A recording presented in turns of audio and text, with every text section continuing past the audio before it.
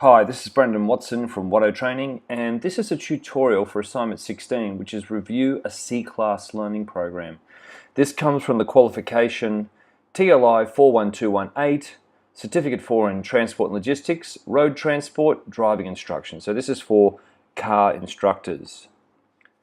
Part 1 of the assignment involves completing the details in Table 1 specific to your C-class learning program for your learners. Essentially, what you need to do is customize it to your specific situation.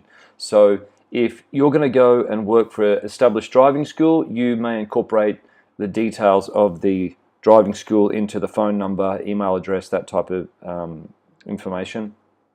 If you're going to work for yourself, you may already have a car, you may not have a car, you may not have dual controls in yet. All of those variables may be in play. But if you're not 100% sure where you're going to end up as a trainer, or you've got some loose ends, complete it from a hypothetical perspective. So do it as a what if, essentially. So what if I was to work for myself? Where would I operate from, etc. If you look at the example that I have for Watto Training as a guide, that will give you a pretty good lead into what's expected there. Also, there's a little risk table as well for you to complete.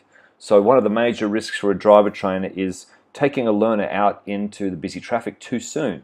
So just be wary of those types of things. Okay, moving right along. Part 2 is read through the learning program that's been provided and edit it to your specifications. So, for example, there might be parts in there that are missing.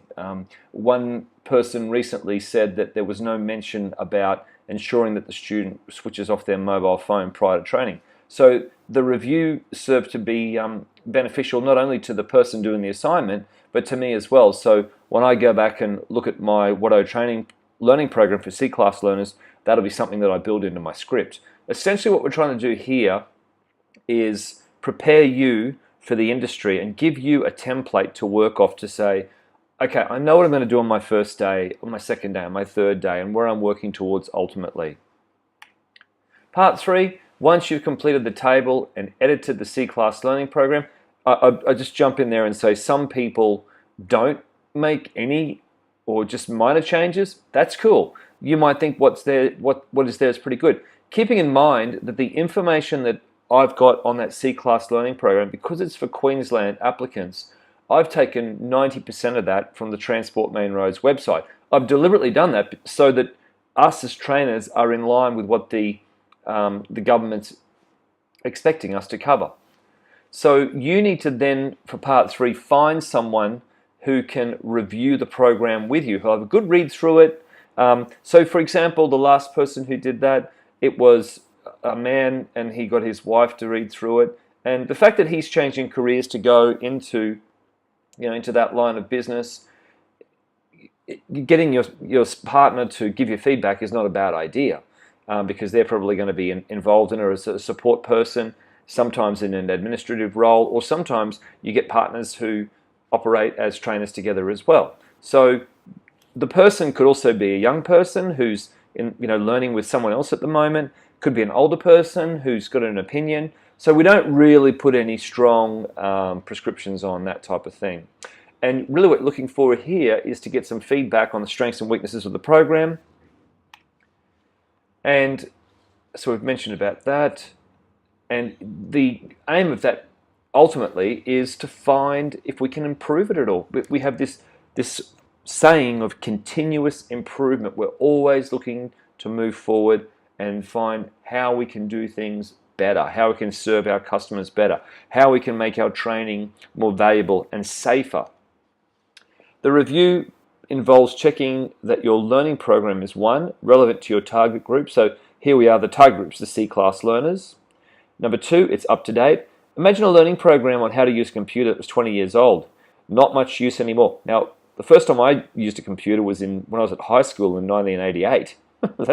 That's more than 20 years. That's 30 years ago. 30 plus.